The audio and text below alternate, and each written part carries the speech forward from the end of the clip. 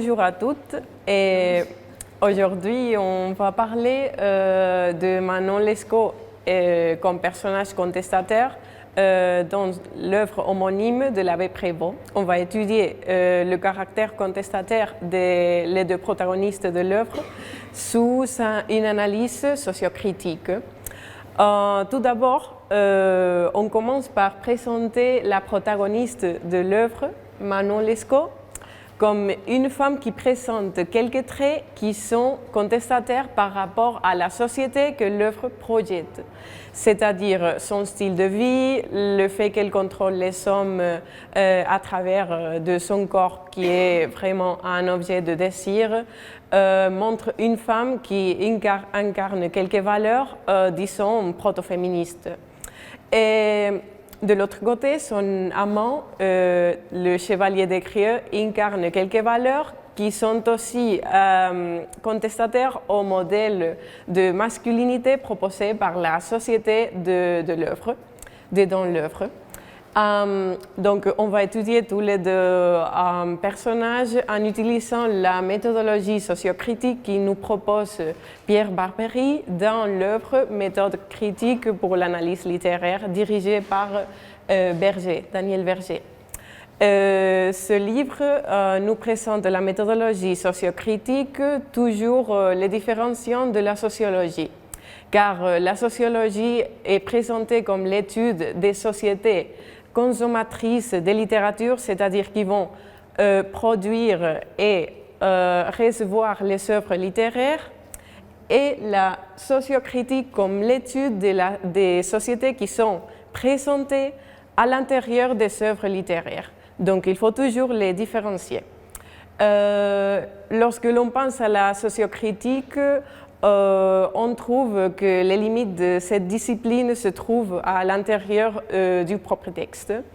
Et en outre, Pierre Barbery mentionne aussi le théoricien Claude Duché, qui a été le premier qui a utilisé le terme sociocritique et qui définit le texte comme les lieux où se joue et s'effectue une certaine sociologie.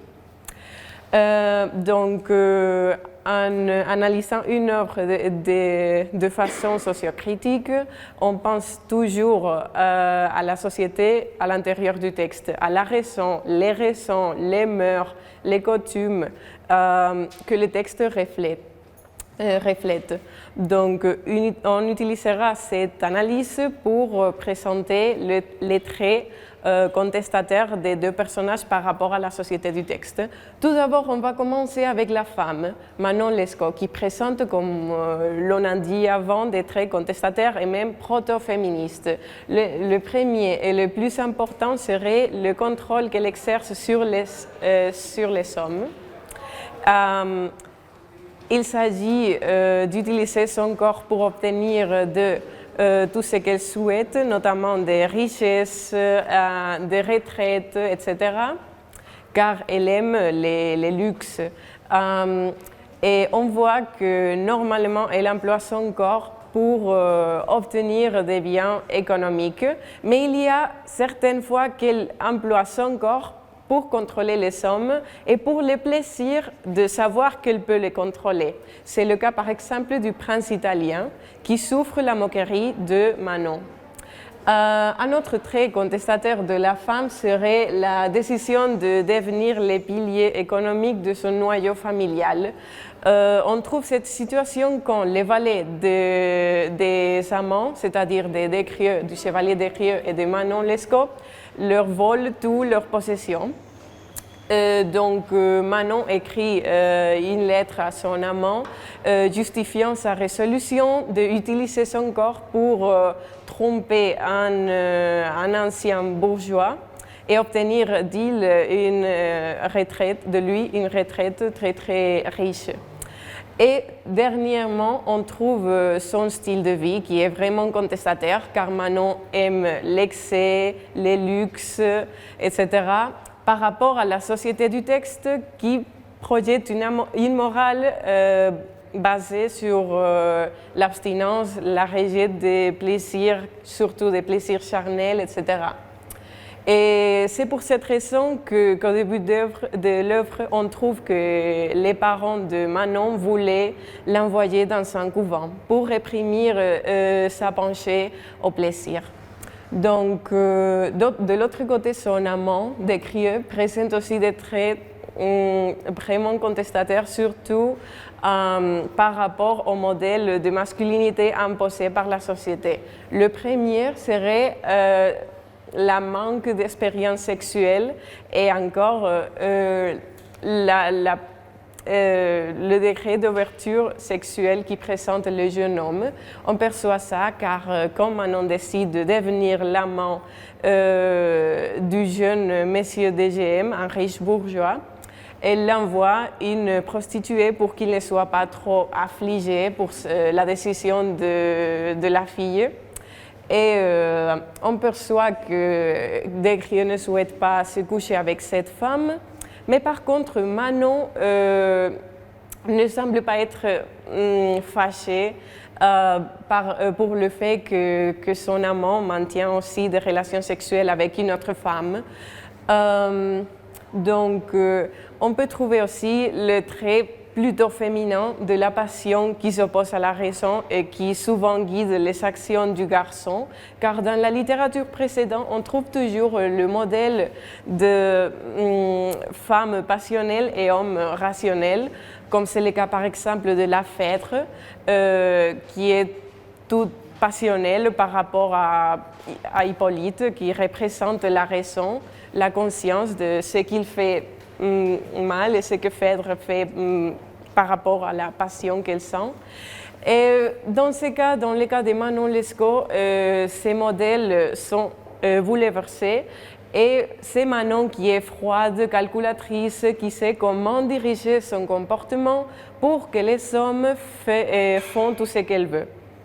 Et de l'autre côté, Descrieux subit des accès à cause de sa passion, à cause de son amour pour Manon, qui font souvent échouer ses plans qui sont vraiment intelligents, mais à cause de ces accès de passion, de rage, de colère, les plans échouent, malheureusement. Comme c'est le cas du plan de sa fuite du couvent de Saint-Lazare, quand il essaie de strangler l'homme qu'il a raconté, qui a fait enfermer Manon dans l'hôpital de Paris.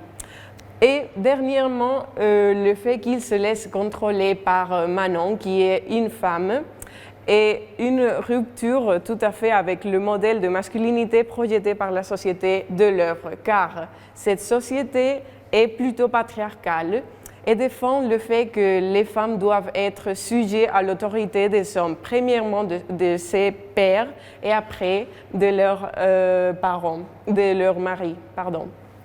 Et donc, on souligne aussi la scène chez Monsieur DGM quand Descrieux demande des explications à Manon pour lui abandonner en faveur d'un autre amant pour obtenir de l'argent, tout à fait. Et Manon commence à pleurer, à crier, et c'est Descrieux, c'est le propre chevalier qui enfin va se sentir coupable pour avoir blessé la femme. Et par rapport à la réaction de la société de l'œuvre envers ces personnages qui sont tout à fait contestataires, ils vont punir Manon, premièrement l'enfermement dans l'hôpital, ce qui représente une humiliation à se pencher au plaisir, car dans l'hôpital, elle doit soutenir une nourriture très faible, elle ne peut pas avoir de luxe, elle doit prêter des services à l'intérieur de cette institution. Et après, ils vont punir son comportement, disons, promiscu, libertin, etc. Car dans la société de l'œuvre, ce n'est pas normal qu'une femme aime la sexualité, profite de son corps, etc.